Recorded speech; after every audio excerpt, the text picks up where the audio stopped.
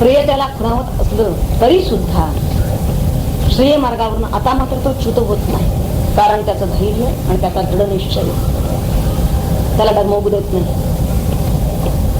त्याचा निर्धार आता पक्का आहे, मन त्याचं खंबीर आहे आणि विवेक सतत जागृत आहे, श्रद्धा अटल आहे,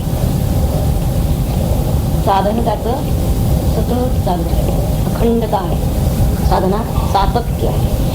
म्हणून एकनिष्ठतेनं तो श्रेय मार्गावर वाटचाल चालू ठेवतो. आणि इतकी ती वाटचाल त्याची अथक चालू आहे की आता श्रेयच त्याला प्रेय व्हायला लागतं, म्हणजे तेच त्याला आवडू लागतं. त्या श्रेयाहून अन्य कशातही त्याला गोडी वाटत नाही. हा फार वरचा कथा. कशातही त्याचं मन आता रमत नाही. प्रिय प्रिय गोष्टी म्हणते सतत त्याला श्रेयाचाच ध्यास वाटायला लागतो. सगळं जीवन त्याचं आता श्रेयानं व्यापलं जातं, किंबहुना श्रेय रूप होत. श्रेय आणि प्रेय असं आता वेगळं राहतच नाही. त्याला आता सगळंच गोड होत, वेगळेपणा आता उरतच नाही. कुठवर पण येऊन पोचायचं आहे हे पहा, सर्वोच्च टप्प्यात. तेव्हा ह्या दुसऱ्या वल्लीमधील दुसऱ्या मंत्रामध्ये यमधर्माने त्या नचिकेताला श्रेय आणि प्रेय त्यांचं आधी विचारानं पृथक्करण करायला सांगितलेलं आहे. विचारानं आणि ते बुद्धी चातुर्य त्यानं दाखवलेलं आहे नचिकेतानं. म्हणून तिसऱ्या मंत्रामध्ये यमधर्म त्या नचिकेताची आता स्तुती करत आहे. मंत्र तिसरा असा आहे, सत्वं प्रियां प्रियारूपांश्च कामानभिध्यायन् नचिकेतोऽत्यस्त्रार्ची नैतां सृकां वित्तमयीमवाप्तो यस्यां मज्जन्ति बहो मनुष्याः. अन्वय पाहूया. नचिकेतः सः त्वं प्रियान् च प्रियरूपान् कामान् अभिध्यायन् अत्यस्त्राक्षिः यस्यां बहवः मनुष्याः मज्जन्ति एतां वित्तमयीं शृङ्गां न अवाप्तः. अर्थ असा आहे, हे नचिकेता, सहात्वं तो तू प्रियांच प्रियरूपांच. प्रिय कुठलं कुठलं? पुत्रादी, पुत्रधनादी प्रिय, आणि प्रियरूप म्हणजे अप्सरादी. अशा प्रिय आणि प्रियरूप अशा कामांना त्यांच्या कशा काय त्यानं चिंतन केलं? अधिध्यायन, त्यांचं अनित्यत्व आणि असारत्व आदी दोषांचं तू चिंतन करीत. अधिध्यायन हा शब्द घातलेला आहे त्यांनी. चिंतन कशाचं केलं ते आपण गृहीत धरायचं आहे. त्यानं काय चिंतन केलं ते दोष कोणते? तर अनित्यत्व आणि असारत्व असं चिंतन करीत अत्यस्त्राक्षी तू त्यांचा त्याग केला, सोडलंस. यस्याम जिच्यामध्ये बहवा मनुष्या मज्जंती, पुष्कळ माणसं जिच्यामध्ये उडालेली असतात, मज्जंती निमग्न असतात, किंवा पुष्कळ लोक ज्यामध्ये अडकलेले असतात, अशा त्या एताम वित्तमयीम. हा वित्त हा शब्द घातलाय त्यांनी. वित्तमयी अशी धनरूप. शृंखा अशी ती शृंखा. शृंखा या शब्दाचे दोन अर्थ आहेत. शृंखा म्हणजे शृंखला, एखादी माळा हार, आणि दुसरा अर्थ आहे गती. तर वित्तमयी गती, हा माला किंवा शृंखला म्हणा. शृंखला शब्द जास्त चांगला आहे. शृंखलेमुळे काय होतो? तो अडकतो, बंधन होतं त्याला, म्हणून शृंखला. तर अशा वित्तमयी अशा निंद्य गतीला तू प्राप्त झाला आहे, झाला नाहीस. का झाला नाहीस? कारण तू त्या दोषांचं चिंतन करीत तू त्याचा त्याग केला. त्या कामाला त्या निंद्य गतीला तू गेला नाहीस, म्हणजे ती शृंखला, तो हार म्हणूया तू पत्करला नाही, स्वीकारला नाही, ती गती तू घेतली नाही. आता इथे यम नचिकेताची स्तुती करतोय. तो म्हणतोय की तुला लोभ उत्पन्न व्हावा यासाठी मी तुला काय काय सांगितलं त्यावेळी अभ्युदय सुखानं अगदी तऱ्हेतऱ्हेची सुख त्यानं प्रलोभित केलं, अनेक प्रलोभनं दाखवलेली आहेत. आणि तरी सुद्धा त्यामधील वैषयिक सुखामधील तू दोषांचा विचार केला. ते अशाश्वत आहेत, असार आहेत असा निश्चय तू केलास. आणि म्हणून मी कितीही तुला देतो म्हणून म्हणलं, देण्याला मी समर्थ आहे असं सांगितलं, तरी सुद्धा त्या सर्व गोष्टींचा तू त्यागच केलास. त्या गोष्टी मला नकोत, मला ही आत्मविद्याच हवी असा ठाम निश्चय केलास. तेव्हा तू खरा धैर्यवान आहे. ते त्याला म्हणताय तू धीरा आहे. आणि तुझ्या बुद्धीचं सुद्धा कौतुक करायला पाहिजे. धन्य आहे तुझी बुद्धी असं यमधर्माने त्याला म्हणलेलं आहे. कारण मूढ लोक ज्या धनाधिकांच्या वित्तमयीन अशी शृंखला आहे ना, धनाधिकांच्या लोभानं वास्तविक ते अधोगतीला जातात आणि या संसार रूपी शृंखलेत अडकून बसतात. किंवा ज्या मार्गामध्ये अनेक कष्ट आहेत अशा ह्या संसार मार्गातच किचपत पडतात, त्या संसाराच्या खड्ड्यात अडकतात, कोसळतात. पण तू मात्र त्या प्रियाचा त्याग केलेला आहेस म्हणून तुझी योग्यता फार मोठी आहे. आपण देऊ केलेल्या शृंगाम म्हणजे या हा प्रियाचा रत्नहार म्हणे, तर त्याचा त्या नचिकेतानं जो त्याग केला आणि शिवाय धनमार्गावर त्यानं दाखवलेला जो तिरस्कार आहे, यामुळे यमधर्मांना आधी आश्चर्य वाटलेलं आहे आणि त्याचबरोबर त्याच्या विवेक बुद्धीचं कौतुक वाटलेलं आहे. विवेक आणि वैराग्य यांचा हृदयंगम संगम, असं हृदयंगम दर्शन त्यांना या बाल अतिथीच्या ठिकाणी झालेलं दिसून आलं आणि म्हणून ते आश्चर्यानं मुग्ध झालेले आहे. हाच आत्मविद्येचा खरा अधिकारी आहे असं त्यांना आता वाटू लागलेलं आहे. आणि म्हणून ते पुढील मंत्रामध्ये त्याला तसं स्पष्टपणे म्हणताय. मंत्र चौथा असा आहे, दूरमेते विपरीते विशुची अविद्यायाच विद्येति ज्ञाता विद्याभीप्सितं नचिकेतसं मन्ये नत्वा कामा भोग्यलोलुपन्त.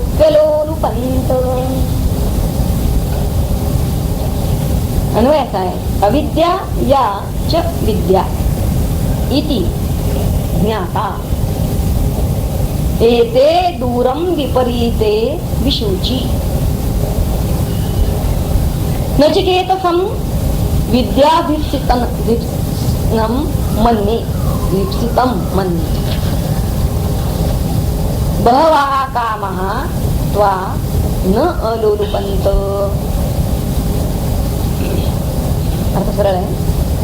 अविद्या आणि विद्या म्हणून या ज्ञाता म्हणजे ज्ञात असलेल्या या दोन आणि कशा आहेत त्या फारच विपरीत.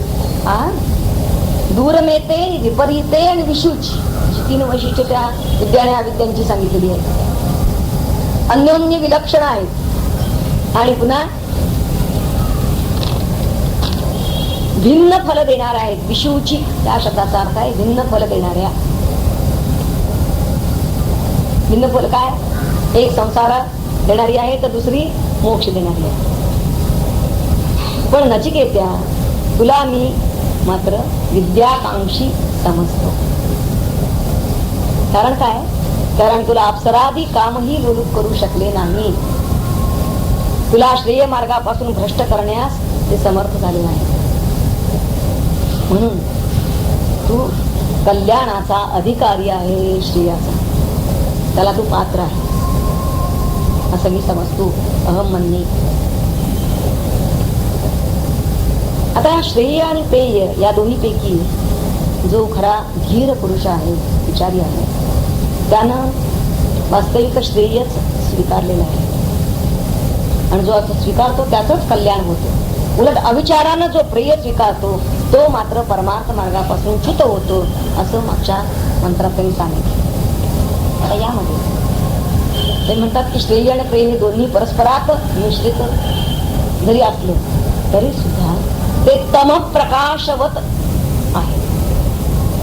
दूर नेवेती आणि विपरीतम दोन त्यांनी सांगितलं त्याची वैशिष्ट्य.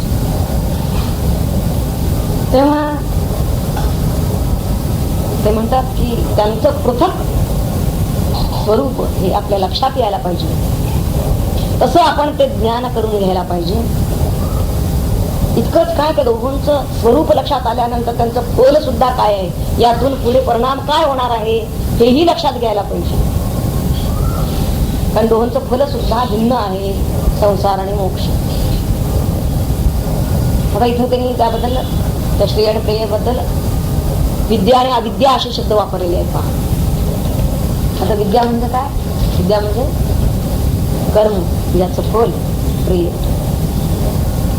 आणि विद्या म्हणजेच आत्मज्ञान आणि त्याचं फल काय? श्रेय. आता या गोष्टींचं ज्ञान हे पंडितांना सुद्धा होणं कठीण आहे. आणि तू कसं आहे, तू तर अविद्येचा त्याग करून आत्मविद्येचा अभिलाष बनलेला आहे. म्हणूनच तुला मी धीर असं म्हणलेलं आहे त्यांनी. त्याला माझी खात्री आहे, यमधर्म म्हणतात की तूच माझा खरा विद्यार्थी आहे, खरा विद्याकांक्षी आहे.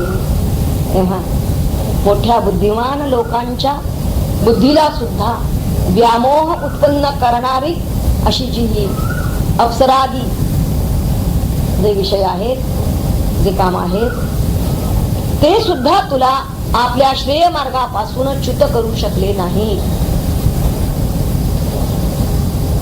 म्हणूनच तूच खरा मोक्ष मार्गाचा म्हणजेच आत्मविद्येचा अधिकारी आहेस असे मला वाटते.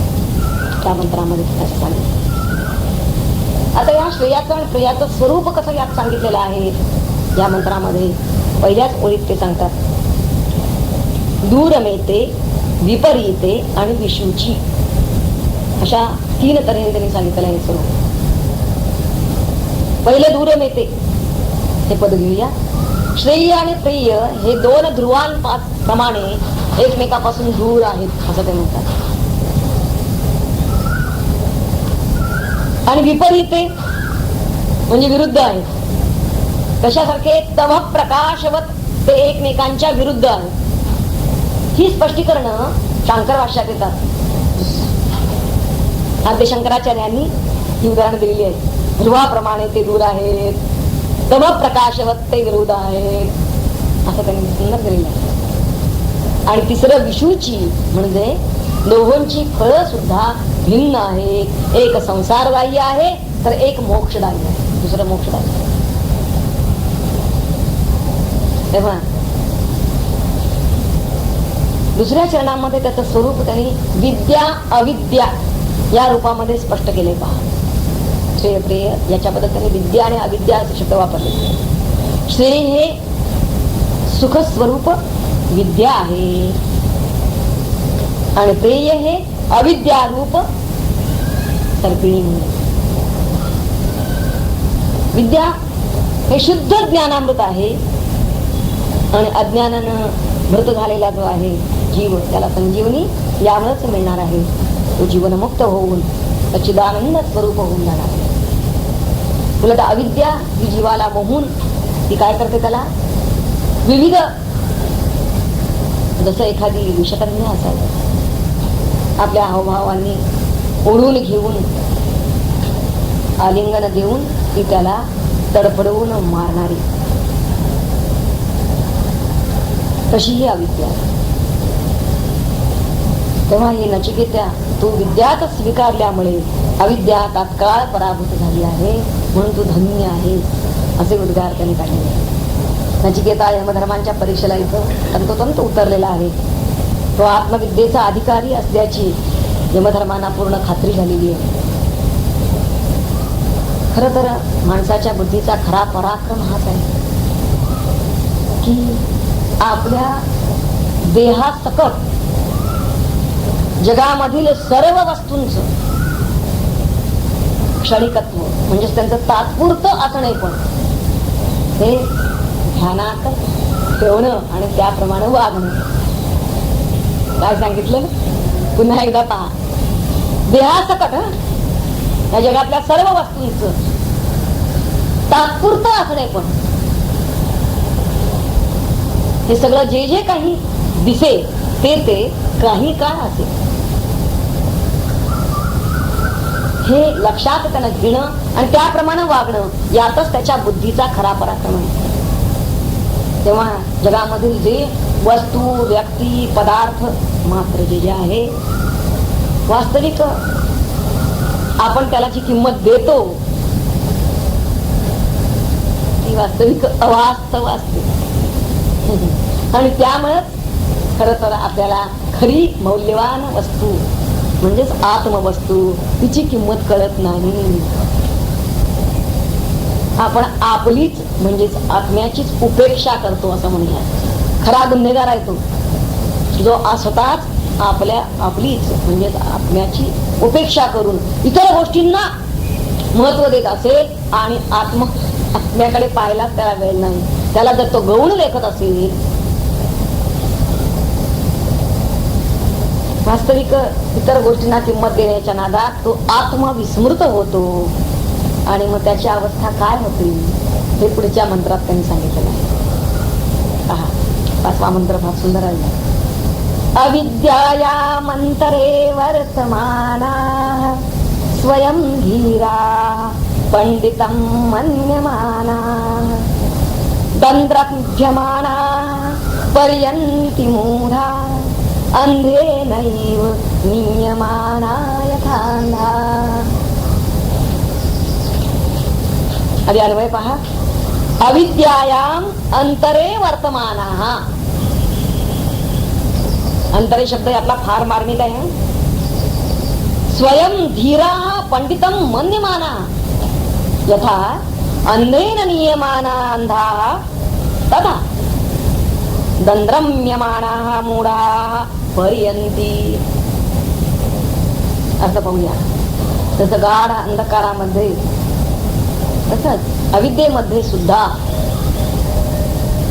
तर अंतरे हा शब्द आलाय ना. अविद्यायाम अंतरे, त्याचं अविद्येचं अंतरंग म्हणजे काय, त्याच्या अंतर्यामी काय आहे तर पशु पुत्र इतर सगळे जी तृष्णा आहे, एषणा समस्त एषणात्रयी देहवासना, लोकवासना आणि शास्त्रवासना इत्यादी या तृष्णारूपी पाशांनी वेष्टित झालेला जो आहे अविद्येमध्येच आहे. आणि अंतर्यामी या सर्व तृष्णांनी बांधलेला आहे आणि तरीही व्यवहार करतो आहे, वागतो आहे, अविद्येत वर्तन करतो आहे. पण स्वतःला प्रज्ञावान आणि पंडित समजतो आहे. असा जो कोणी आहे ते पण आंधळ्यानं जातो, आंधळ्यांना विषम मार्गातून न्यावं. विषम मार्ग म्हणजे उंच सखल मार्ग. त्याप्रमाणे हे जे स्वतः अविद्येत असूनही दुसऱ्याला स्वतःला पंडित समजणारे ते स्वतः अत्यंत कुटील मार्गाने भरकटणारे आहे आणि मूढ असतात. पण स्वतःला समजतात पंडित, मात्र जरा मरणादी दुःखानेच युक्त होतात. त्यांचं पर्यवसान काय होतं तसा आंधळ्यांना वाट दाखवत असताना विषम मार्गामध्ये कुठेतरी पडण्याचा संभव आहे. तो स्वतःही आणि ज्याबरोबर इतरही. तसं अविद्येत असणारे अविद्यायाम वर्तमानः आणि अविद्यायाम नुसतं नाही, अविद्यायाम अंतरे वर्तमानः. त्यांचं अंतरंग पाहावं असं त्यांनी म्हटलेलं आहे. बाह्य अंग नको. बाहेर ते भले पंडित असतील, प्रज्ञावान म्हणून निर्वत असतील,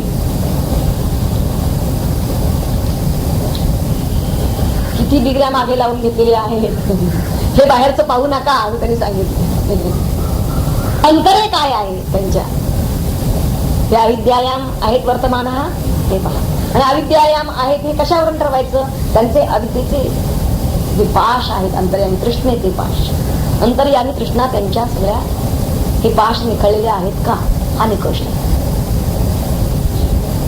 आणि त्या दृष्टीनं ते वर्तमान आहे. कशावरून हे ओळखून घ्यायचं? वर्तमान त्यांचं जे आचार आहे, वागणूक आहे, त्या वागणुकीतून कळून येईल की यांच्या ठिकाणी हे पाश आहेत का, तृष्णेचे पाश, ह्या तृष्णेच्या पाशाने ते बांधलेले आहेत का, हे त्यांच्या वागणुकीतून कळेल. तेव्हा संसाराच्या ठिकाणी नेहमी जे आसक्त झालेले आहेत आणि तत्व अविद्येतच बुडालेले जे लोक आहेत ते अत्यंत दाट अंधकाराप्रमाणे आहेत. जसं दाट अंधकारामध्ये काय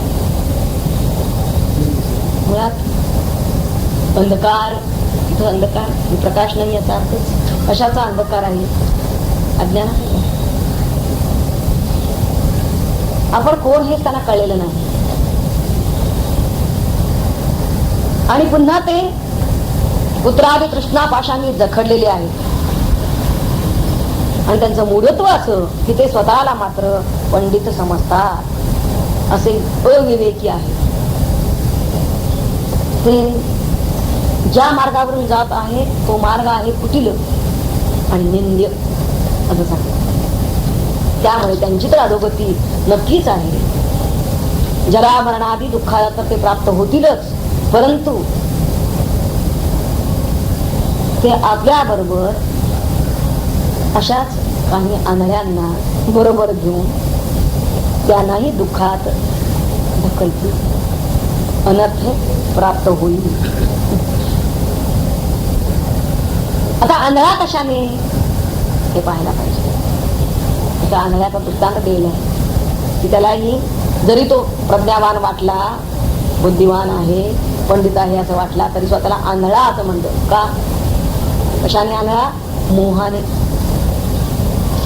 विवेक चक्षु ज्याला मिळालेला नाही त्याला त्याने आंधळा असं म्हणलेलं आहे. ज्ञानदृष्टी ज्याला नाही, जो केवळ अविद्येतच रत आहे, संसारासक्तच आहे, जो तृष्णापाशांनीच स्वतः जखडलेला आहे, तो भले कितीही शास्त्राध्ययन संपन्न असो, केवढाही बहुश्रुत असो, ते म्हणतात तो आंधळा. त्यानं दाखवलेल्या मार्गावरून वाटचाल करणारा सुद्धा विनाशाच्या खाईतच जाणार. तेव्हा जेथे ते म्हणतात विविध भोगांचं एरंडाचं गुऱ्हाळ लावलेलं आहे, एकेकांचं बोलणं असतं तसं. म्हणजे झालं व्याख्यान बराच काय, परंतु त्यातून काय भाती आलं? तो रसोई सहा परमात्मा, तो काही तिथून लाभणार नाही. त्याने मुळात आपलं सत्य स्वरूपच ओळखलेलं नाही, तो लोकांना काय मागे दाखवणार. अविद्यायांतरे वर्तमानः असं जे म्हटलेलं आहे, म्हणजे अविद्येत असणाऱ्यांचं एक वैशिष्ट्य आहे. ते काय जरा पाहूया. की त्यांना असं असतं की आपण अविद्याग्रस्त आहोत, हे अविद्येमध्ये वावरणाऱ्याला अजिबात वाटत नाही. हे पहिलं लक्षण. आपण अज्ञानी आहोत असं त्याला कधी वाटत नाही. नंतर त्याचं कारण एक असतं की त्या अविद्येमधून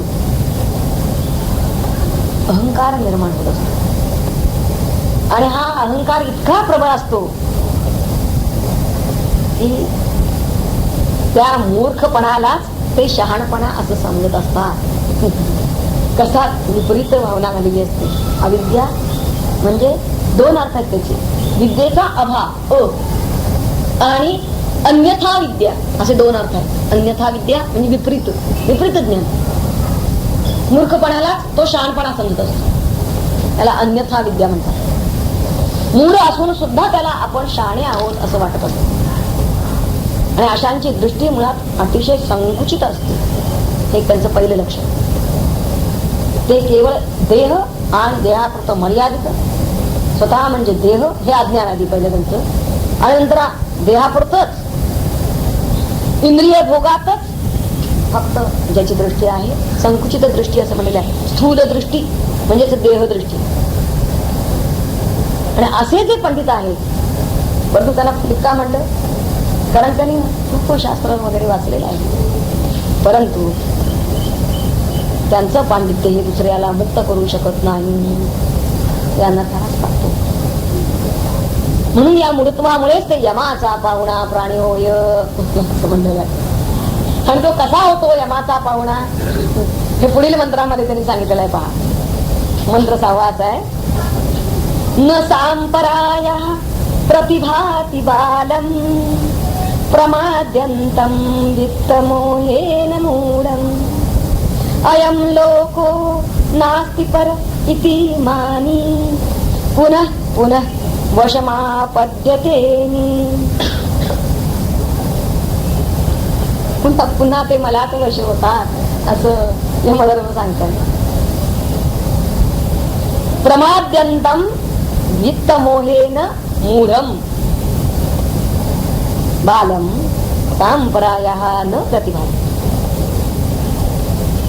अयं लोकः परः नास्ति इति मानी पुनः पुनः मे वशम आपद्यते. अर्थ असा या मंत्राचा, पुत्राधिक विषयांच्या साधनांमध्ये ज्यांचं मन आसक्त आहे,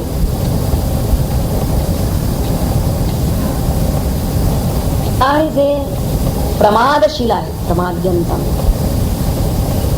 शिवाय वित्तमोहेन मूढम, वित्तमोहानं मूढ झालेले जे अविवेकी आहेत, अशा या मनुष्यांच्या बाबतीत त्या मनुष्यांना काय होतं? परलोकाचं शास्त्रीय साधन स्फुरतच नाही. म्हणजे परलोक एक आहे, या लोकामध्ये आम्ही जे काही करू त्याचा झाडा आम्हाला परलोकात द्यावा लागेल, किंबहुना पुन्हा या लोकात येऊन द्यावा लागणार आहे. ते काही ते न मानी, ते मानतच नाही. अयं लोको न अस्ति परः इति मानी. अयं लोक हा लोक आहे, ठीक आहे, पण याच्याहून आणखीन पर दुसरा लोक आहे. मग तो स्वर्ग असो नरक असो, ते स्वर्ग नरक मानणारे लोक नव्हे, मानतच नाही. आणि त्यामुळे काय होतं? यमांचं काम सोपं जातं. ते म्हणतात असं न मानणारा जो आहे नास्तिकवादी, तो पुन्हा पुन्हा पुन्हा पुन्हा मे वशम आपद्यते, माझ्या ताब्यात येतो, माझ्या स्वाधीन होतो.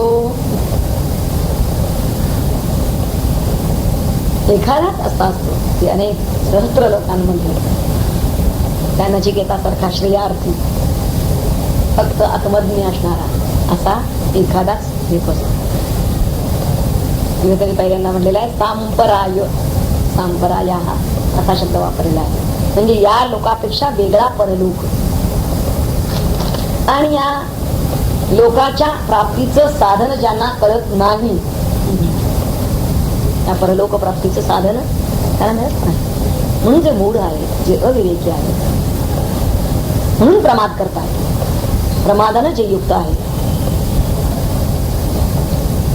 या लोकांमधीलच सर्व ज्या जे विषय आहेत त्या विषय वासनांच्या ठिकाणीच ज्यांचं चित्त आसक्त झालेलं आहे, द्रव्य मोहानं वित्त मोहेनं जे आंधळे झालेले आहेत, आणि ज्यांना हा प्रत्यक्ष जो दिसतो आहे तोच एक लोक याहून वेगळा आणि परलोक आहे, श्रेष्ठ लोक आहे असं जे मानायला तयार नाही, तेच लोक पुन्हा पुन्हा पुन्हा पुन्हा जन्म मरणाच्या चक्रात सापडतात आणि सदैव यमाच्या स्वाधीन होतात, नरक यातना होतात.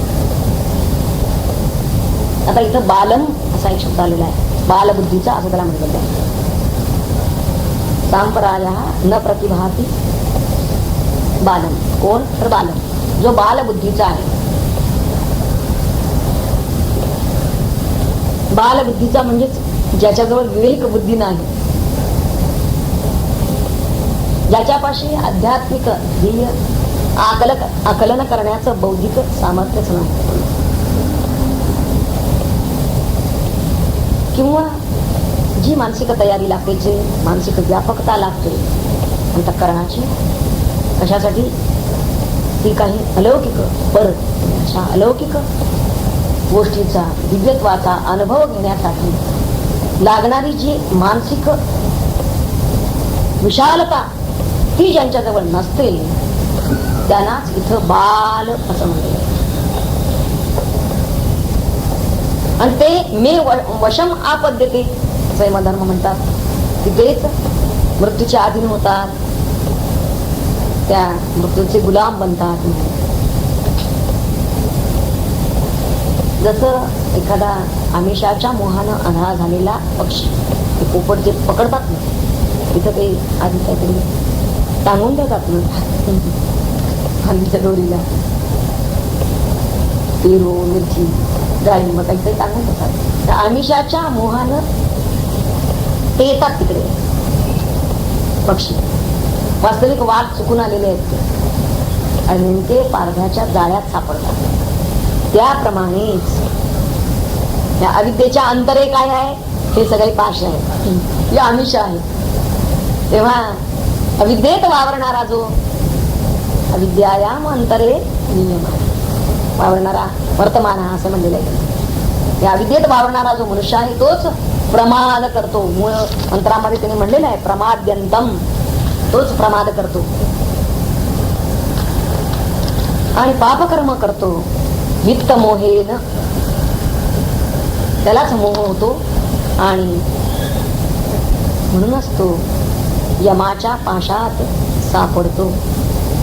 यमाचा पाश म्हणून त्यांनी म्हणलेला आहे मे वशम आपद्यते. आणि एकदा पुन्हा पुन्हा पुन्हा त्याला जावं लागतं यमलोकी. ही जी मृत्यू वाट आहे ती वाट तो पुन्हा पुन्हा सुखात. त्याची अवस्था कशी होते यमधर्मानं आता सांगायचं. कारण हा विचार जोपर्यंत या लोकात आहोत तोपर्यंत त्यांना करायला पाहिजे. मरते लोकात म्हणजेच मुख्यत्वे हा मरते लोक आणि त्यातल्या त्यात लोक अयम लोक या शब्दाचं जसं भगवद्गीतेमध्ये त्यांनी त्याला दम क्षेत्रम असं म्हणतात. हे क्षेत्र, हे ठिकाण, क्षेत्र या शब्दाचा अर्थ सरळ सरळ त्यांनी देह, आपला मनुष्य देह याला घातलेला आहे, अर्थ केलेला आहे. जोपर्यंत या लोकात मृत्यू लोकात आणि मुख्यत्वे या मनुष्य लोकात आहे, देवलोक आणि मृत्यू लोक, मनुष्य लोक आणि मग त्याच्या खालचा अधपतीचं म्हणजे मग इतर योनी पशु लोक वगैरे.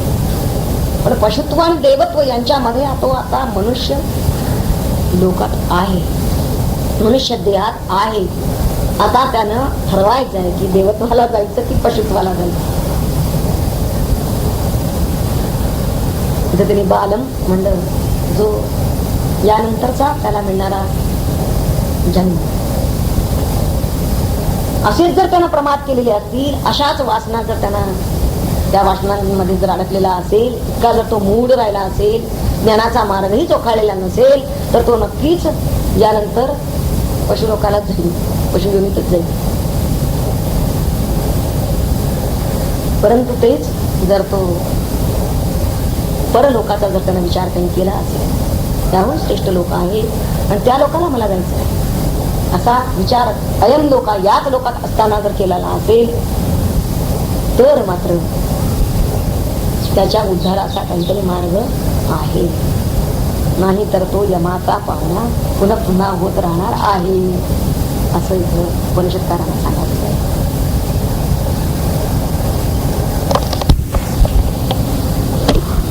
परी नचिकेता तू धन्य, मार्गदर्शी विबुधमान्य, याने तुझी असामान्य बुद्धिमत्ता दिसोनी. नाना परीची प्रलोभने दाविली मी तुझं कारणे, त्यांच्या नुसत्या कल्पनेने उचंबळवणी जनयती. पुत्र पौत्रादी संपत्ती प्रिय सती सर्वांप्रती, अधीर सारे लोक होती नाम घेता रमणींचे. सत्ता आणि वैभव यांची सर्वाचे हाव, कसेही परी आपुले नाव प्रख्यात व्हावे ही इच्छा.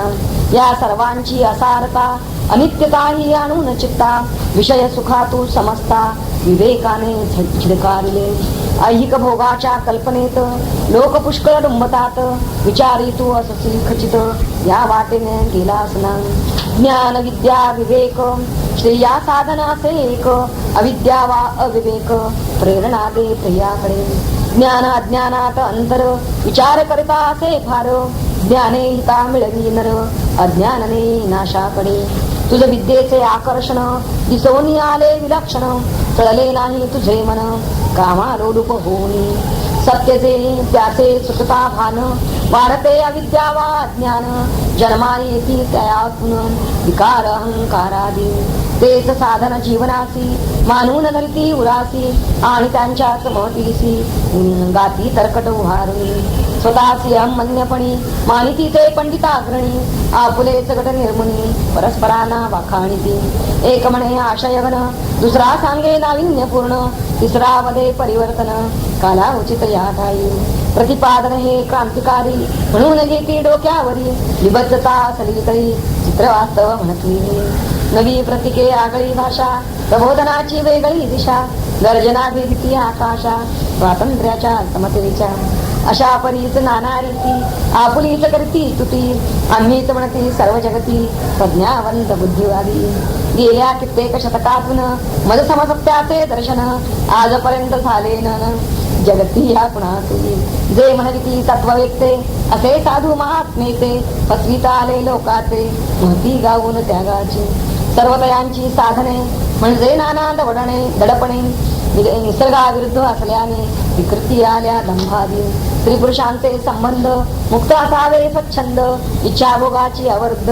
करणे हीच हानी असे ऐशी हे ऐकता मात विषया लोलूप श्रीमंत भोवती दाटी करतात अधिकतेने शेफारती मग इतरांची करती निंदा तुच्छपणाने सर्वदा स्वार्थे चढण्या महत्पदा पाय ओळती अन्यांचे आकाशचे मेघडंबर पालटी आपुले आकार त्याहूनही अस्थिर मते यांची तर्कनिष्ठ तरी आपणा शास्त्रकुशल मानताती हे सकल मूढपणाने गोंधळ संशयाचे वाढवितील वैमनस्य धरती चित्ती केली म्हणती जागृती विकासाचे विरोधाप्रती साधन मानती भ्रांतीने संघर्षाची पेरती बीजे विनाश ज्याचे फळ निपते पुरस्कारिती तेच व्याजे उन्नतीच्या प्रगतीच्या आपणाशाने म्हणविती तरी असती मूढमती प्रशंसिती विषयासक्ती आकांक्षेने महत्वाच्या डोळसा मानून बावळा आंधळ्या मागून आंधळा जरी लागेल चालायाला तरी पतन निश्चयाने बाला नसते प्रगल्भता म्हणून ते ना जाणे हिता समजाविते जरी माता तरी हट्ट सोडीन ते बसत मुळी नाही तरी लक्ष जा त्याचे खाऊ वरी चालून विद्याभ्यास करी खेळामध्ये रंगे सदा म्हणजे बाल या वृत्तीबद्दलच त्यांनी छान म्हणून केलं तसे शहाणे म्हणविणारे खुळावलेले थोल लोक सारे सत्ता संपत्ती साजिरे ध्येय मानिती मोहाने अरे अनादी भूतातून जन्म घेत असे वर्तमान तोच पुढे करी जनन अनंत त्या भविष्याचे भूतकाळ तो निसटला भविष्य न लागे हाताला वर्तमानाचे भला स्वभावेच अल्पायुषी यास्तव सावध राहून ठेवावे लागे वर्तन करून फार चिंतन खोलपणाने धीराने परी न घेता हे विचारी विषय सुखाच्या पडून भरी अहंकाराने विकारी साध्य मानिती भरतेची आणि म्हणती गरजून निर्मिता आपुले शहाणपण कोण म्हणे मज समान कर्तृत्वाचा ते सांगा मिळविले मी वैभव जिंकोनी शत्रू सर्व संपादीन उद्यानव भोग साऱ्या जगातून ऐश्वर माझे माझी कीर्ती श्रेष्ठ पदवी मलाच ती कोणीकडे माझ्या पुढती पाया तळी घालीन त्या प्राचीनानी परलोकवादी विकासाची दवडली संधी दृष्टी ठेवून ईश्वरपदी तोम केले ग्रस्तीचे नैराश्यते पसरविले जीवन विन्मुख जना केले सारे पंखची कापिले भारीचे मानवाच्या अहो कशाचा परलोक कुणी ना जगन्नायक नाही काही अधिक अधिकाच्या सौख्यावनी मूढपणाने अशी मते तर्कशुद्ध मानून चित्ते उपासूनी भाविकाते भोगामध्ये रमती सदा कल्याणाचा मार्ग त्यांना कधी मग तो ना भोगावया दुःखे दाना पुन्हा पुन्हा जन्म घेती कुकर्माने वरचे वर पाशात माझ्या गुंतती नरक यातना वारंवार शोषिती ते मूढतेने मानवाची या जगती विचारी घेता प्रवृत्ती बहुत सारे असे जगती जातती विसरून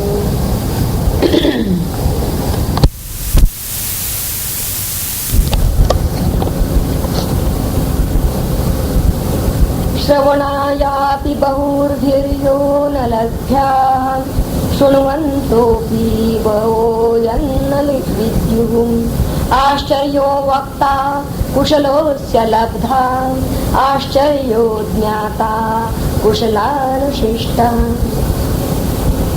अशा तऱ्हेचे ते दुसऱ्या चरणामध्ये आलेले आहेत शब्द.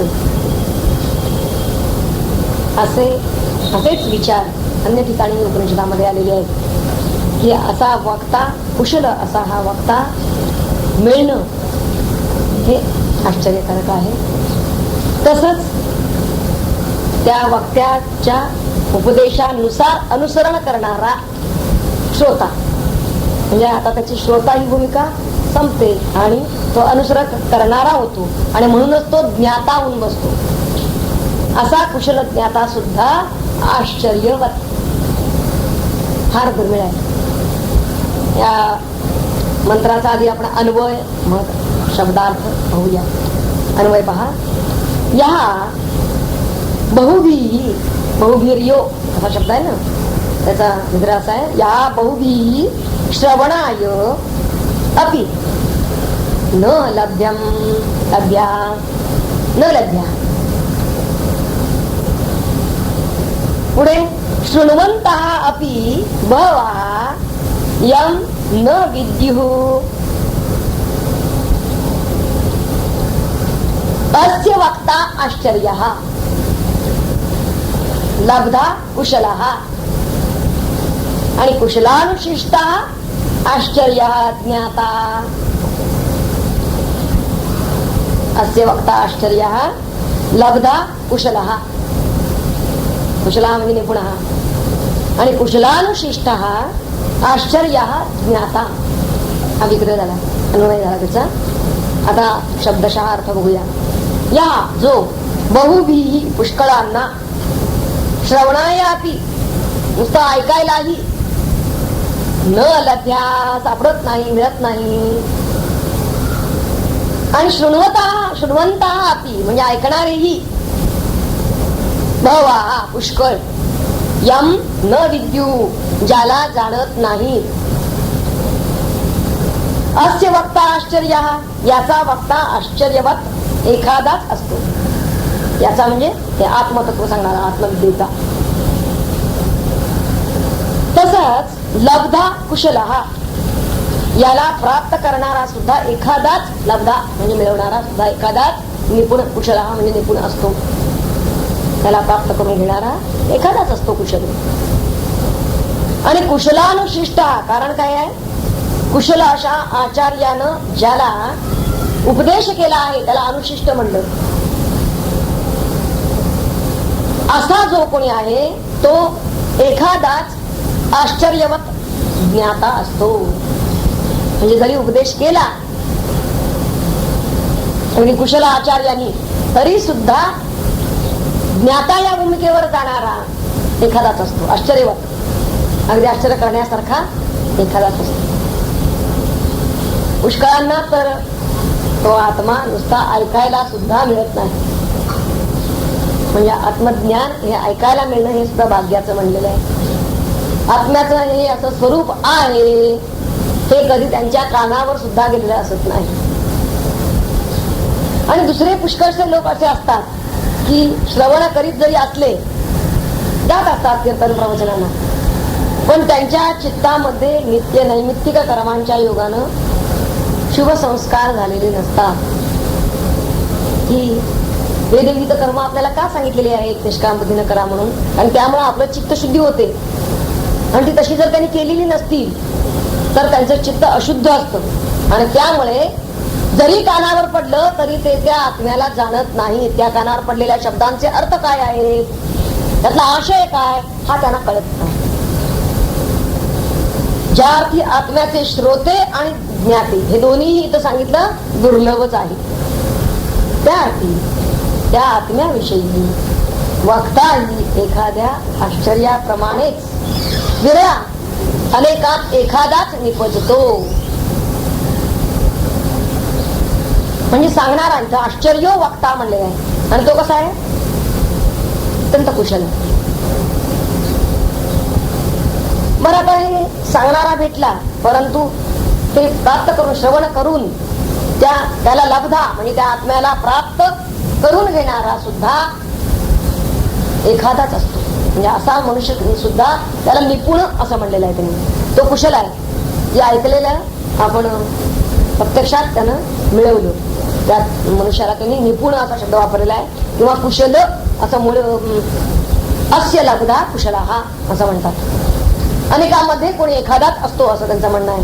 आता निपुण म्हणजे आत्मसाक्षात्कारा सारखा, म्हणजे आत्मसाक्षात्कारी जर आचार्य भेटला की ज्याला वेदांताचं ज्ञान आहे, त्यातलं अनुशासन माहित आहे, त्यानं उपदेश ज्याला केलेला आहे, असा एखादा आश्चर्यवत श्रोता हा ज्ञाता होतो, म्हणजे साक्षात्कारवान होतो. ज्ञाता या शब्दाचा अर्थ साक्षात्कारी असा आहे. यम नचिकेताला म्हणतो आहे की अशा कोट्यवधी लोकांमध्ये एखादाच भाग्यशाली तुझ्यासारखा श्रेयार्थी पुरुष आत्मज्ञानी होत असतो. तेव्हा आत्मज्ञान हे कळण्यास अत्यंत कठीण आहे.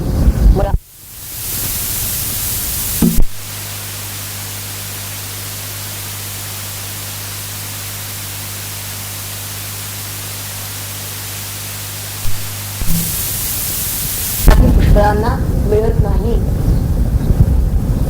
आणि काही श्रवण करत जरी असले सद्गुरूंचे अनुग्रहित पुष्कळ असतात, म्हणजे त्यांना श्रुती वाक्यांचा मिळालाय ना वास्तविक श्रवणाचा लाभ, पण तरी सुद्धा अशुद्ध चित्त असल्यामुळे त्यांना आत्मज्ञान होत नाही. का होत नाही? आणि आत्मज्ञानाचा उपदेश करणारा सुद्धा नुसता श्रोत्रिय नव्हे तर तो ब्रह्मनिष्ठही असावा लागतो. आणि असा सद्गुरु दुर्मिळच.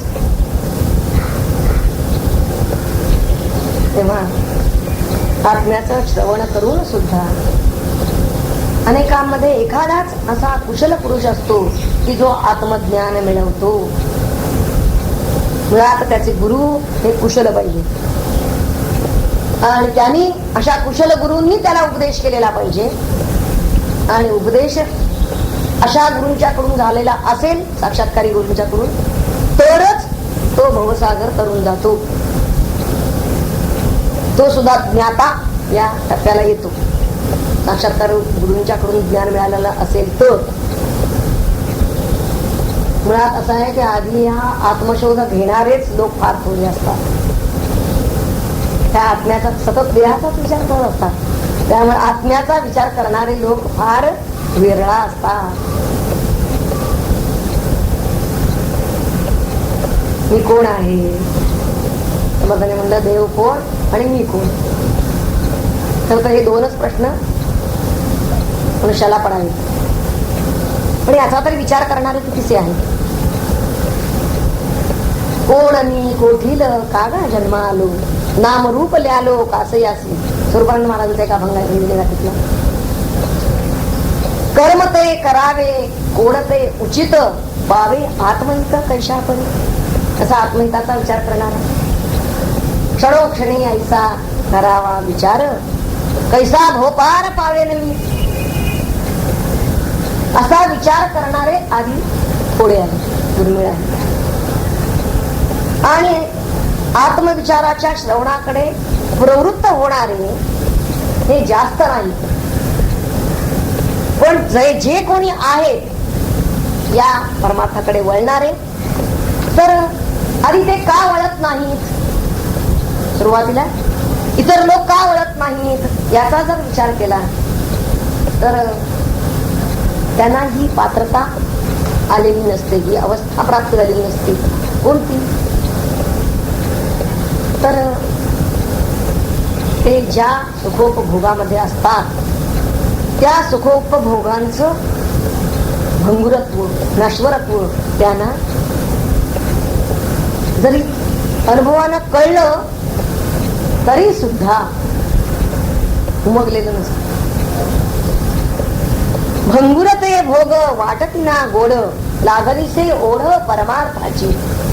त्याचा भंगात भगवान महाराज पुढे म्हणतायत, अशी दशा ज्यांना प्राप्त झालेली आहे त्यांना तर सद्गुरूंची प्राप्ती होती. आणि ज्यांना अशी दशा प्राप्त झालेली नसते, का होत नाही अशी? कारण भोगच त्यांना गोड वाटत असतात. त्यांचं भंगुरत्व अनुभवून सुद्धा ते सोडायला त्यांचं मन तयार नसतं आणि म्हणून त्यांच्याकडून श्रवण घडू शकत नाही. श्रवण हा अवतरण चिन्हात घ्यायचा शब्द. ते ऐकतात पण श्रवण करतात असं नाही. आणि समजा कानावर त्यांच्या पूर्वपुण्यानं काही पडलंच तरी सुद्धा अंतःकरणाच्या मलिनतेमुळे ते त्यांना उमगतच नाही. एक तर त्याची धारणाच होत नाही, चित्ताच्या चांचल्यामुळे ते स्थिर होत नाही.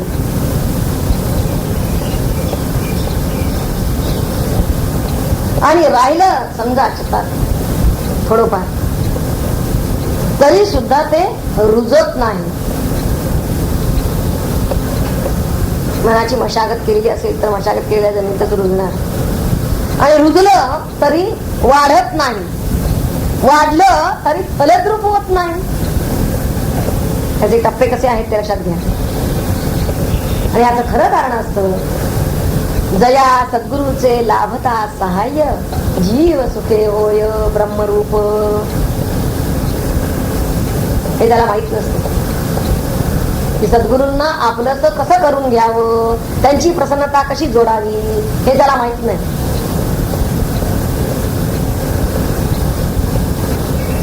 हे आत्मसुख देणारे, हे आत्मज्ञान देणारे श्री गुरुच फक्त आहे.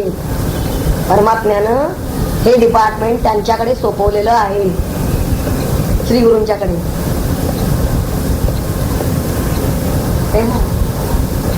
आपल्या ठिकाणी ही पात्रता कशी येईल याचा आपण प्रयत्न करायचा. श्री गुरूंनी काय करावं, ते काय करतील याचा विचार आपण नाही करायचा.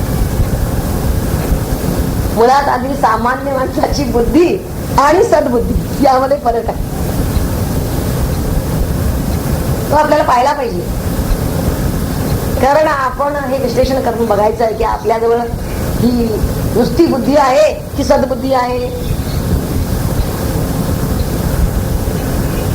कारण ही सामान्य जी बुद्धी आहे ही तर तशी बहिर्मुख आहे आणि सद्बुद्धी मात्र अंतर्मुख आहे. सामान्य बुद्धी ही जड जगतात रमणारी आहे, जड जगातल्या सर्व वस्तू व्यक्ती पदार्थ मात्रात रमणारी आहे. आणि सद्बुद्धी मात्र सूक्ष्म अशा आत्म्यातच रमणारी आहे. काही काही लोक आपल्याला विविध क्षेत्रांमध्ये अत्यंत बुद्धिमत्ता संपन्न दिसून येतात. आपल्या बुद्धीचं वैभव दाखवून त्यांनी विविध क्षेत्रात कितीतरी कौशल्य नाव कमावलेलं आहे असं दिसतं. आता ही जी त्यांची बुद्धी आहे ती कितीही विशाल बनलेली असली, अनेक क्षेत्रामध्ये जरी ते विविध कलाकुशलता दाखवत असले तरी सुद्धा त्यांची ती बुद्धी जडाच्या मर्यादा तोडून पलीकडे जात नाही. म्हणून कितीही मोठा शास्त्रज्ञ जरी झाला किंवा कितीही प्रसिद्ध असा पंडित जरी असला तरी सुद्धा त्याला आत्म्याचं ज्ञान असेलच असं नाही. आत्मज्ञानाला कदाचित तो पारखाही असेल. शिवाय सामान्य माणसाची प्रवृत्ती ही नेहमीच बहिर्मुख असते आणि पुष्कळशी माणसे व्यावहारिक बुद्धीलाच कमी अधिक श्रमानं तयार करू शकतात. हे सामान्य बुद्धी असेल तर तिला अधिक तीक्ष्ण करणं, तीव्र करणं किंवा अधिक ती विशाल बनवणं ते करू शकतील. पण सद्बुद्धीला वाढवण्याचं श्रम मात्र घेणारी माणसं फार क्वचित आढळतात. आपली बुद्धी सद्बुद्धी कशी होईल यासाठी प्रयत्न करणारे आणि ती सद्बुद्धी अधिकाधिक विकसित कशी होत जाईल, उन्नत कशी होत जाईल यासाठी प्रयत्नशील असणारे फार वेळा. व्यावहारिक बुद्धीपेक्षा सद्बुद्धी ही मुळातच वेगळी आहे, निराळी आहे आणि ती दुर्मिळही आहे. सद्बुद्धी याचा अर्थच आत्मबुद्धी. एरवीची आपली बुद्धी ही देहाकडे लागलेली देहबुद्धी. समर्थांनी जिला म्हणलं देहे बुद्धीचे आत्मबुद्धी करा. देहबुद्धी करा म्हणून सांगायची जरूर नाही, ती त्याची असतेच, देहाकडे सतत लागलेलीच असते. फक्त ती आत्म्याकडे लावा म्हणून सांगावं लागतं त्याला. का आत्मबुद्धी करायची आहे? बुद्धी ही आत्म्याकडे का लावायची आहे? कारण ती आपल्याला आत्म्यापर्यंत नेऊन पोचवते.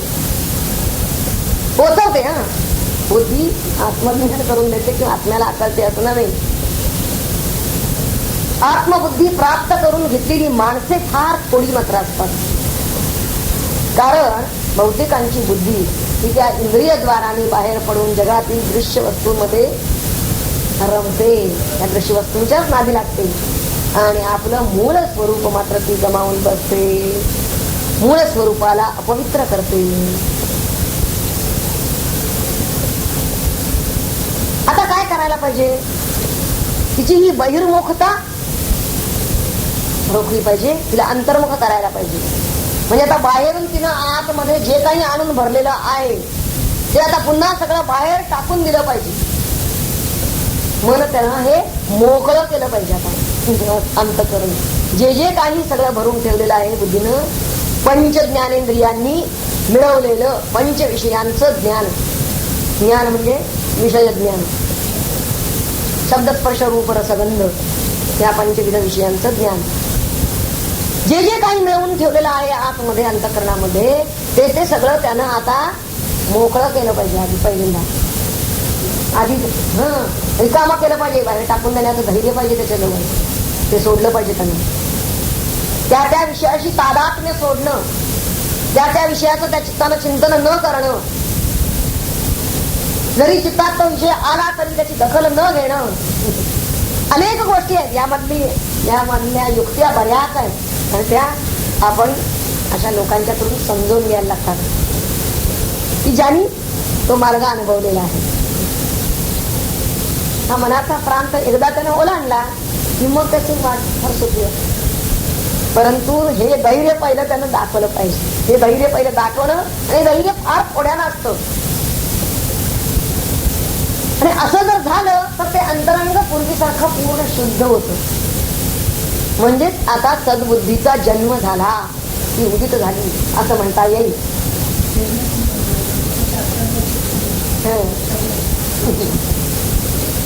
आता अशा सद्बुद्धीचा उदय झालेल्या अंतःकरणातच श्रवणाची प्रवृत्ती निर्माण होते. आपण असं काही श्रवण करावं, आत्मज्ञान घ्यावं, काहीतरी असं चांगलं ऐकावं किंवा मला गुरुंच्याकडून अनुग्रह पाहिजे, अशा तऱ्हेची प्रवृत्ती, अशा तऱ्हेची वृत्ती निर्माण होणं या सद्बुद्धी ज्या चित्तामध्ये या अंतःकरणात निर्माण झालेली आहे, उदित झालेली आहे, इथंच शक्य आहे. मग आता तो आपोआप श्रवण, त्याला बोलवायला लागत नाही, सांगायला लागत नाही, त्याला जा म्हणून सांगावं लागत नाही. तो आपोआप श्रवणाला जायला लागतो आणि मनापासून ऐकायला लागतो.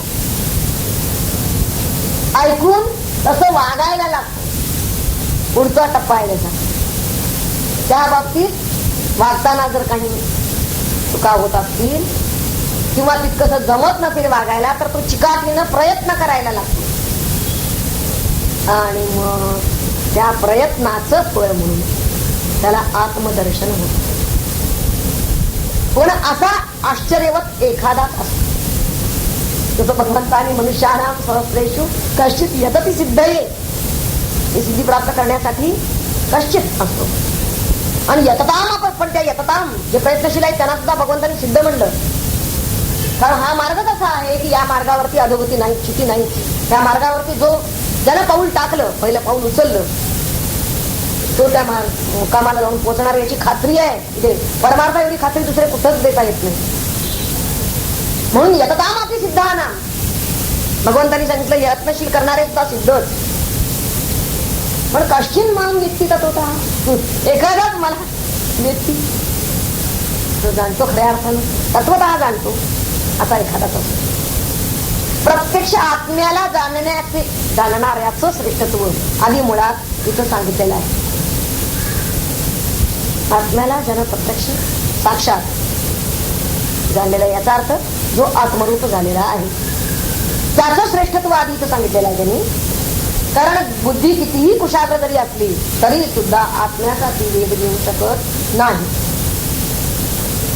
पण ती जर सद्बुद्धी असेल तर मात्र तिच्या बाबतीत आश्चर्य मानायला नको. सद्बुद्धीच्या ठिकाणी सामर्थ्य आहे. तेव्हा आत्मज्ञानाचा वक्ता जितका विरळा तितकाच श्रोताही, आणि त्याचबरोबर तो ऐकून आत्मरूप होणारा किंवा आत्मसात करणारा हा त्याहूनही विरळा आहे, किंबहुना आश्चर्यवत आहे.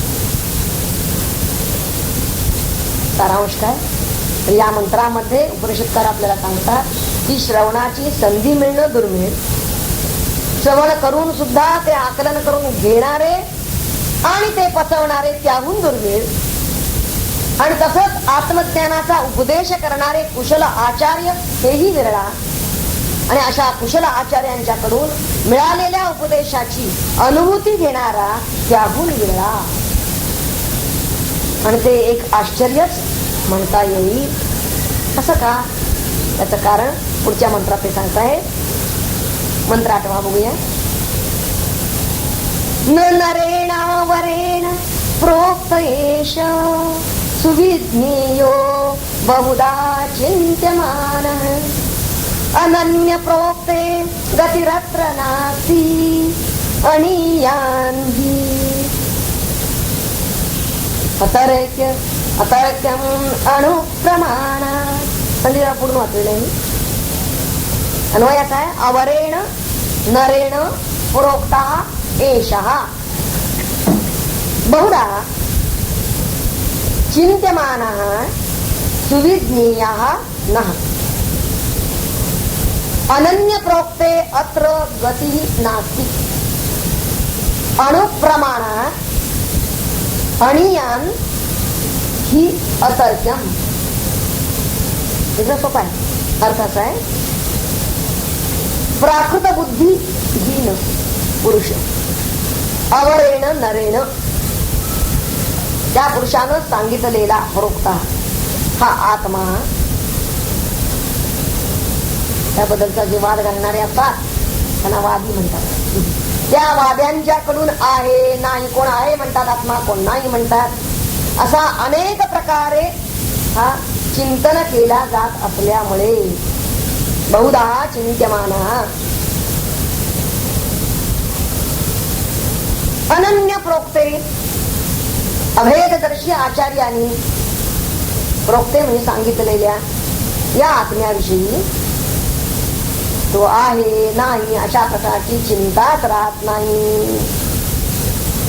तो सुविज्ञेय हा चांगल्या उत्तम तऱ्हेनं ज्ञात होतो. या आत्मज्ञानानंतर मग ज्ञातव्य उरतच नाही त्याला. ते म्हणतात की आत्मा अणुप्रमाणात अणीयान, त्या अणु हे प्रमाण जर धरलं सगळ्यात लहान म्हणून, सूक्ष्म म्हणून, तर त्याहूनही तो अणु आहे, त्याहूनही सूक्ष्म आहे, आणि शिवाय अतर्क्यम, त्यामुळे तो अतर्क्य आहे.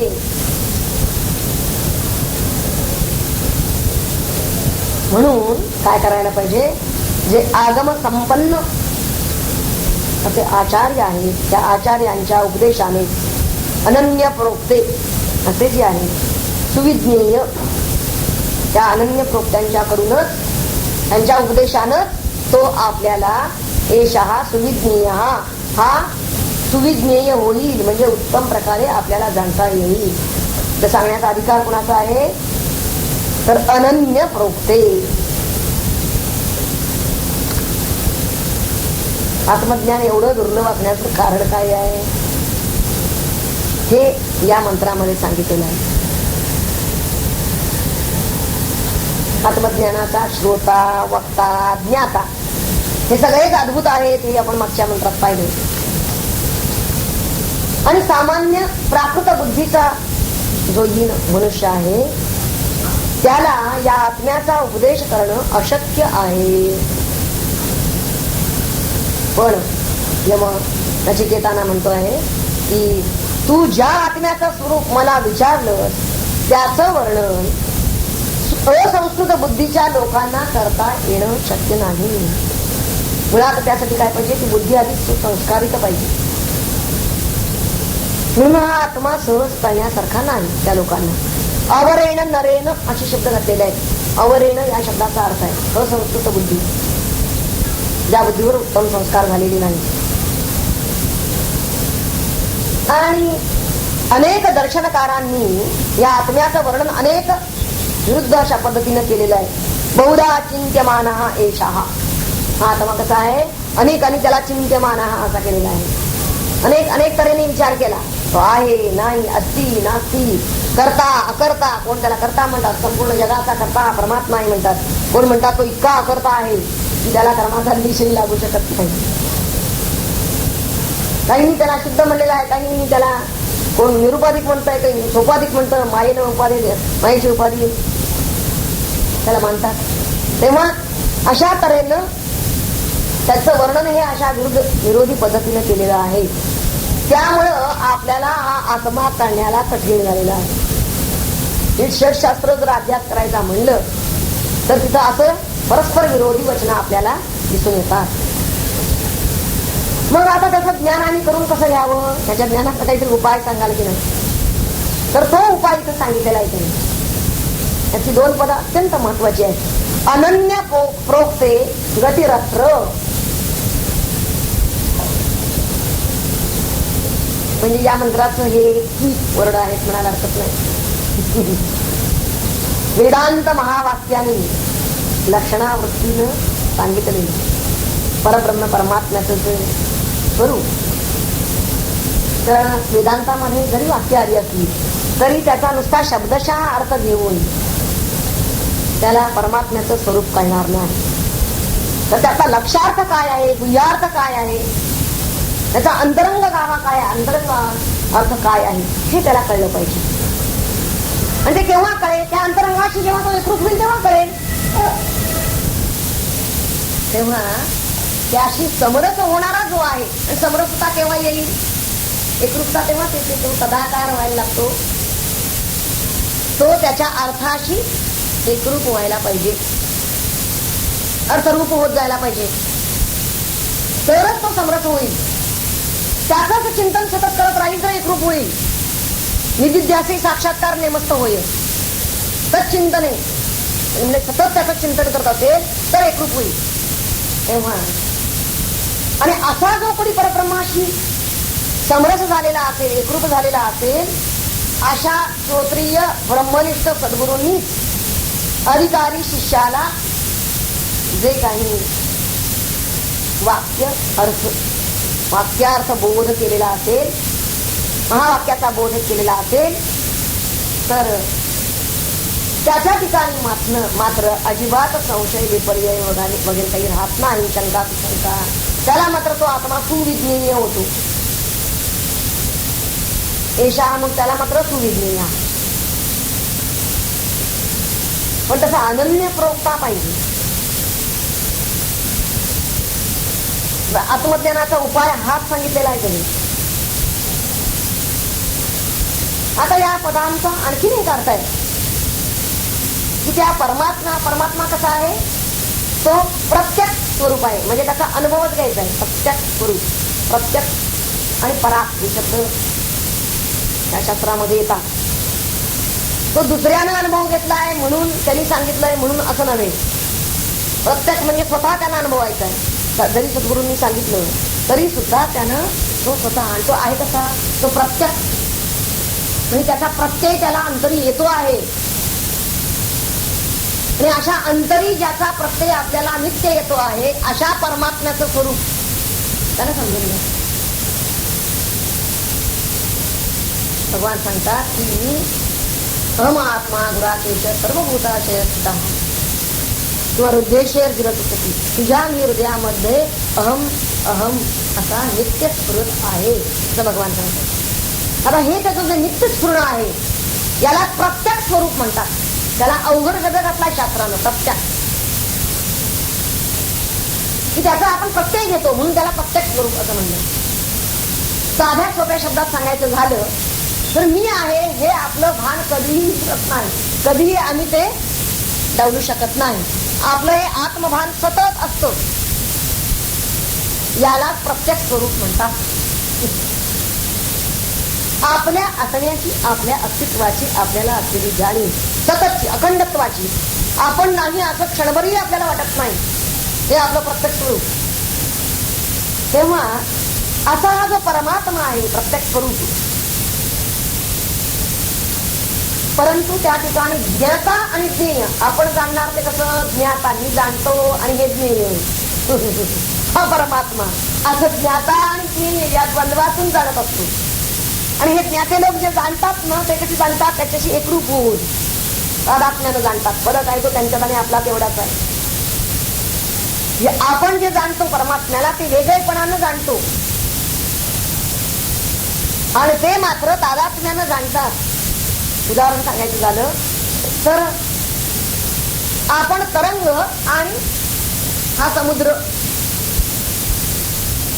म्हणजे जोपर्यंत ती लाट वेगळी समजत असते स्वतःला लाटपणानं, आणि त्याऐवजी जर त्या तरंगानं असं समजलं की मीच समुद्र रूप आहे आणि माझं जल हेच खरं स्वरूप आहे, तिथं तरंग आणि समुद्र अशा तऱ्हेची नाम नाहीत आणि वेगळे रूप नाहीत, तर मीच जलरूप आहे हे जेव्हा त्याला बोध होईल, तो प्रत्येगात्म स्वरूप, आपण परब्रह्म परमात्मा आपलं स्वरूप हे प्रत्येगात्म स्वरूप जाणलं. याचा अर्थ हे कसं एकरूपत्वानं तादात्म्यानं जाणलं, जसं त्या तरंगाला आपलं जलस्वरूप लक्षात आलं तसंच आपलं आत्मरूप लक्षात येणं. आता या ठिकाणी त्यांनी म्हणलंय की हे कळणं, असं एकरूपत्व होणं, यापेक्षा दुसरी अवगतीच नाही, म्हणजे दुसरं ज्ञानच नाही असं ते सांगतात. कारण काय, कारण ज्ञाता ज्ञेय ज्ञान अशी जी त्रिपुटी आहे, तर या त्रिपुटी विना हे झालेलं ज्ञान, त्याला ज्ञप्ती मात्र असं म्हणतात. त्या ज्ञानाशी एकरूप झालेले ज्ञान स्वरूप तो होतो तिथे, आणि एरवीचं ज्ञान आपण जे करून घेत असतो ते वेगळेपणानं करून घेत असतो, म्हणून तिथं ज्ञाता वेगळा आहे. आणि पहा, सर्व विषयांचं ज्ञान, सर्व वस्तूंचं ज्ञान हे आपण असं वेगळेपणानं करून घेत असतो. एक आत्मज्ञानाच्या बाबतीत मात्र असं घडत नाही, असं होऊ शकत नाही, कारण आत्मा ज्ञान स्वरूप आहे. म्हणून इथं सर्व एकच आहे, ज्ञाता ज्ञेय ज्ञान हे सगळं एकच झालेलं असल्यामुळे इथे अन्य अवगती नाही, अन्य वेगळं काही ज्ञान राहत नाही. म्हणजे या ठिकाणी ही ज्ञानाची पराकाष्ठा आपल्याला दिसून येते. सा परागती असे शब्द आपल्याला आठवत असतो. गती शब्दाचा अर्थ ज्ञान या अर्थानं आलेला आहे, लक्षात घ्या. आता गती शब्दाचा दुसराही एक अर्थ होतो, अहम ब्रह्मास्मी सर्वम खल्विदम ब्रह्म, अशा तऱ्हेचं अप्रोक्ष ज्ञान झाल्यानंतर त्या आत्म्याच्या ठिकाणी जो आपण संसार आरोपित केलेला आहे, तर ती त्याची स्थिती आता राहत नाही, तो आत्मरूप झाल्यानंतर. म्हणून म्हणजेच असं होतं की त्याच्या लेखी संसाराचा समूळ नाश होतो. याचा अर्थ तो स्वयमेव सुखरूप होऊन गेल्यामुळे, तो स्वतः आनंद रूप झाल्यामुळे अत्यंतिक दुःखाची निवृत्ती झाली आणि स्वतः तो ज्ञानस्वरूप होतो. म्हणून मोक्ष ज्याला म्हणलं, परमानंद प्राप्ती आणि अत्यंतिक दुःख निवृत्ती, तोच स्वतः सिद्ध असा मोक्ष स्वरूप होतो. इथं गती म्हणले ना, त्यांनी शब्द वापरलेला आहे. अनन्य प्रोक्ते गतिरत्र या शब्दांचे आपण विविध अर्थ पाहतो आहोत. इथं गती या शब्दाचा अर्थ इथं त्यांनी घेतलेला आहे की नित्य निरपेक्ष आनंद हीच त्याला गती प्राप्त होते, तर स्वयं सुखरूप होतो. आणि तिसराही त्याचा अर्थ असा येतो की असा ब्रह्मस्वरूप झालेला जो आचार्य आहे, त्या आचार्यानं जर त्याला आत्म्याचा बोध अभेदानं केला तर त्या आत्म्याच्या ठिकाणी त्याला अगती म्हणजे अज्ञान राहत नाही. म्हणजे आत्म्याचं ज्ञान चिन्ह संशय होतो तो.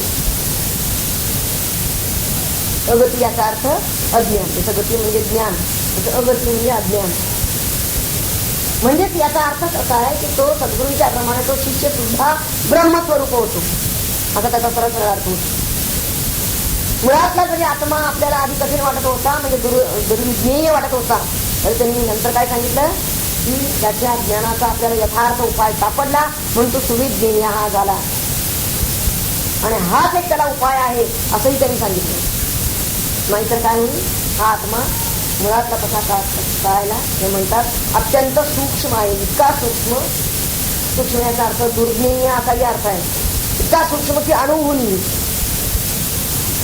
म्हणजे तुम्ही केवळ तर्कानं जर याला जाणतो म्हणाल तर तर्कानं याचं ज्ञान होणार नाही. त्यासाठी काय पाहिजे, त्यासाठी गुरु शरणागती पाहिजे. तेव्हा अनन्य प्रोक्ते आणि गती या शब्दांचे आद्य शंकराचार्यांनी आपल्या भाष्यामध्ये 4 अर्थ सांगितलेले आहेत. या मंत्रावरचं चिंतन आद्य शंकराचार्यांचं फार मोलाचं आहे. आता त्यांचे अर्थ 4 कोणते आहेत ते आपण पाहूया. पहिला अर्थ त्यांचा असा आहे की द्वैताच्या कल्पने